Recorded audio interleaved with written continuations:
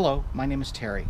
This video will cover our Charbonier Bluffs ghost hunt investigation. This is specifically the monastery ruins located at the top of the bluffs. These were built in approximately 1840, although this area had been settled long before the French settlers had arrived. This video is actually a composite of over 5 separate investigations held over many years up at the ruins. The types of activity documented at this location range from the more common variety, batteries being drained, the sound of footsteps, voices, and electronic voices heard through equipment. More unusual types of activity documented at this location range from shadow figures being seen to a oval-shaped distortion figure which appeared to be almost like a mirage in a desert before it vanished. There's also a diminutive figure, and I've seen this figure myself. It is approximately 3 to 4 feet high. We've brought up sensitives to this location, and they confirmed that there is a small figure wandering the paths at night, and when they made contact with it, they believe it to be some form of elemental spirit. There's also something highly unusual in that there is seismic activity at this site. We've gone to the sites where they document earthquakes in the Missouri area, and when we've felt these quakes, they're not documented on any of the official Missouri sites. So apparently whatever these earth tremors, and I've been through a number of earthquakes before, they appear to be 2 or 3 on a Richter scale. They do not show up, so they must be highly localized to the area. And they're extremely common on these investigations, where you can feel the ground shake beneath your feet. It's an extremely unusual event. The first clip I'd like to show you is a powerful cold spot that occurred on a warm summer night. It dropped the temperature approximately 10 degrees. What's unusual is that we also took out our cameras and photographed during this event. The following 2 photos show optical distortions in the photos. Something within the cold spot was affecting the images, which shouldn't be happening. A 10-degree drop in temperature should not be optically affecting these images.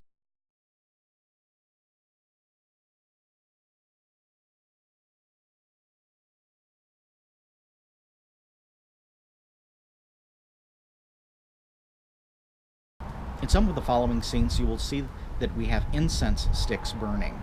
This was an experiment we attempted to draw whatever it is up on these bluffs out to get more direct communications with it. You'll also notice in many of the following scenes a thermal recorder has been placed hanging from the trees, recording temperature changes. This will prove significant in some following clips as evidence, not just to the documenting of the cold spots, but as to direct manipulation of equipment by an entity.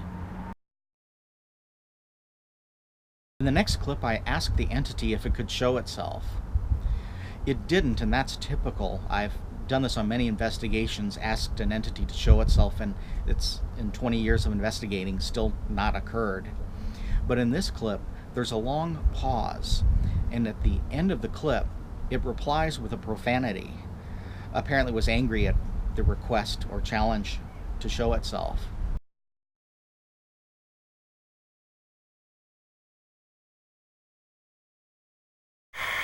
Can you show yourself?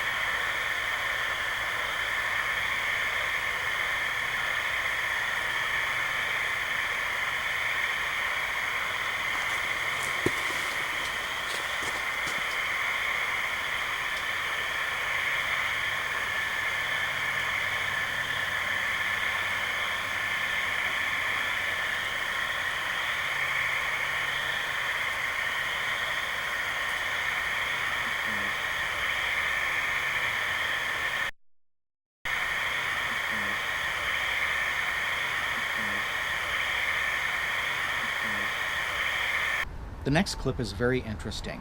We'd packed up for the night and we were walking down the paths. I still had my camcorder running in my hands as we were leaving the area. The camera recorded a male EVP voice. It's very short and very simple in what it says. All it says is, "I'm 3'10". This is extremely interesting in that several years later, when we brought a sensitive up here, they were to confirm that there's a diminutive entity up on these paths that wanders around, some form of elemental spirit. This may be its voice attempting to communicate and distinguish itself from the other entities that are up on these bluffs.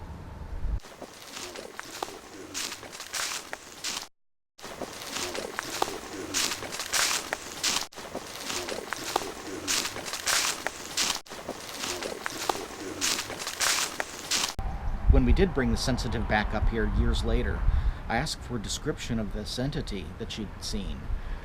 She thought that it looked like an evil-looking gnome-like creature, and she didn't think its intentions were good. Apparently it lives up in this area and it defends its territory. The dominant form of activity up on Charbonier Bluffs are the sounds of rocks being knocked together, or large stones or boulders being dropped from high altitude and hitting the ground with loud thuds. These banging and knocking sounds are extremely common, and some of them are so powerful that they do shake the ground.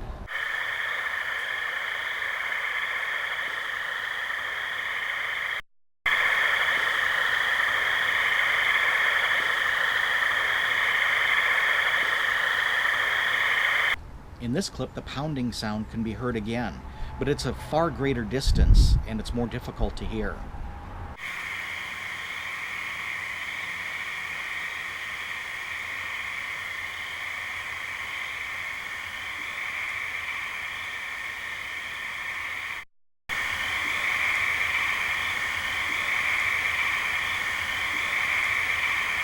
In the following scene, 2 of these rapping sounds can be heard.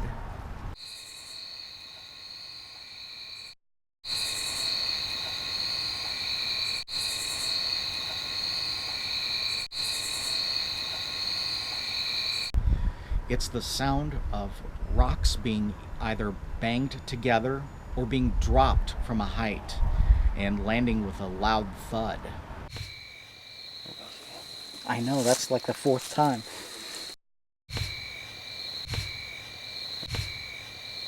The next scene has a much more distinctive tone to it. It's clearly one rock being struck against another.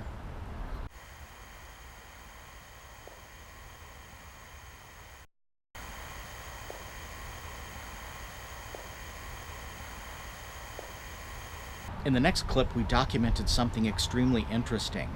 I was repositioning the camcorder, and while I was doing this, you could hear the sound of water bubbling up from the ground. There are no bodies of water immediately close to the camera. This is immediately followed by the sound of a large boulder hitting the ground with a loud impact. We felt the tremors of this as it hit the ground. Whatever it was extremely close by and very large. It's worth noting that there are no animals that pick up large boulders and throw them. This is not a natural phenomenon. You hear that? Yeah.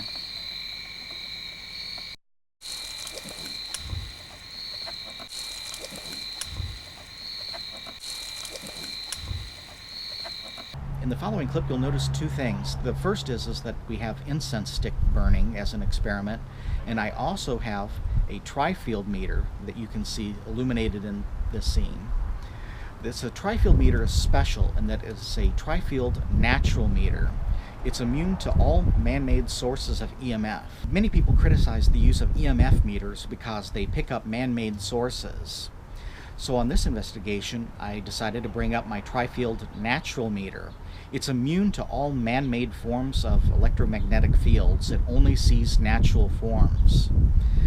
In this scene, you'll see that the meter is being triggered. It's heard as a soft, quiet, ticking-like sound. One of our group members was attempting to communicate with the entity with a pair of drumsticks. You'll hear him do a drum roll. Immediately when he's finished, you'll hear the sound of a thud, followed by a very, very weak EVP voice. You'll hear him speak in a foreign language, and then at the very end, you'll hear another rock sound striking the ground.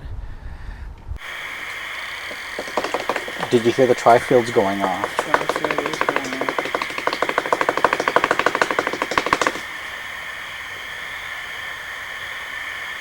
He's luring them in. Did you hear that?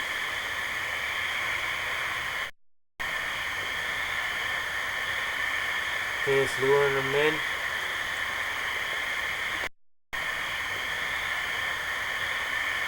He's luring them in.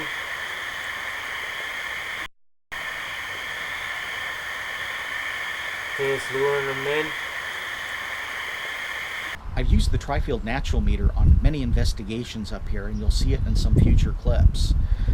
It is triggered by whatever it is that's up on these bluffs, and apparently whatever it is a natural form of EMF. The next scene is a good representation of physical manipulation of equipment. The three of us are present in this scene when something snaps a photograph.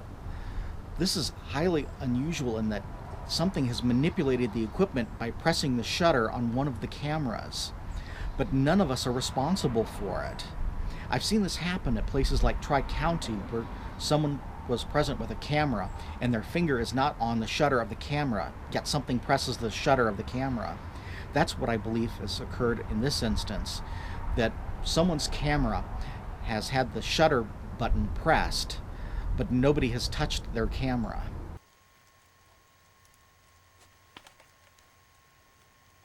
What was that? See a flash? That wasn't you? No. Like, look. Hey, was that you? No, sir. It wasn't me, I swear. You're sure? I didn't do anything. My camera's right here, my hand's over here. I'm gonna move mine My just a other little hand's right bit, here. sir. I did not. Greg, did you see the flash? No, I didn't.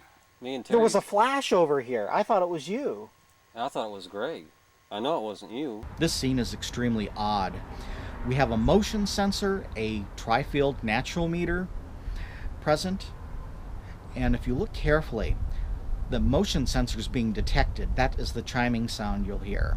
What I believe it's seeing is the tree limbs right ahead of us in front of the view of the camera are being moved.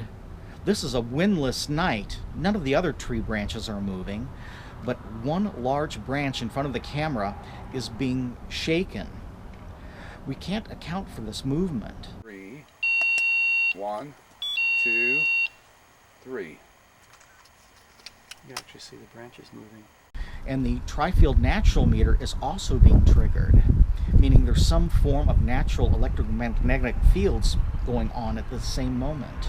The next scene is a collection of clips recorded during a single investigation one night up in the ruins. I'd placed a thermal recorder up in the tree branches and turned it on to record and log all the temperature changes throughout the night. This device has no infrared features. It only has mechanical buttons on the front of it that must be physically pressed to activate any of its features. Throughout the night of this investigation, something attempted to communicate with us by manipulating the backlight feature on this thermal recorder. This can only be done by physically pressing the illumination button on the front of the recorder. There is no infrared or way of remotely activating this feature. We'd attempted this on future investigations and it wouldn't do it. It was only on this night that we were able to make contact with something that was able to manipulate this piece of equipment by turning off and on the backlight feature to communicate with us and let us know that it was present.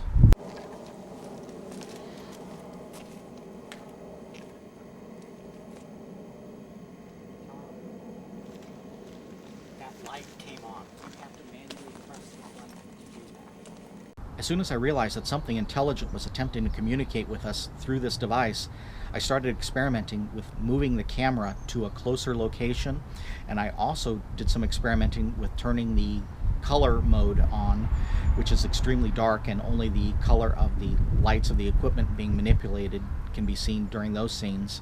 So for most of the video I use the infrared mode so that you can physically see the device in the tree being manipulated. There it goes. As soon as we were talking about it, it picks it up. There it goes again. I'll see. There it goes again. There it goes again.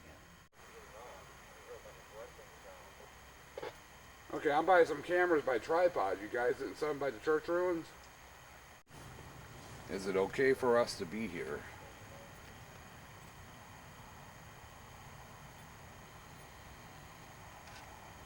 It sounded like an answer. Yeah. The blue light is on in the tri-field.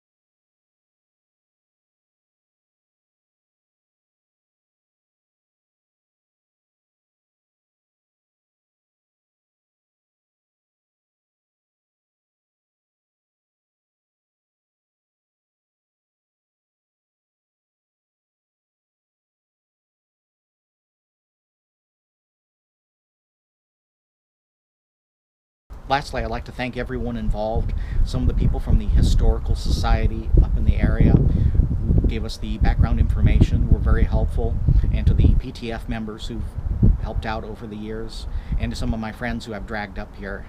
We appreciate your help. Thank you very much.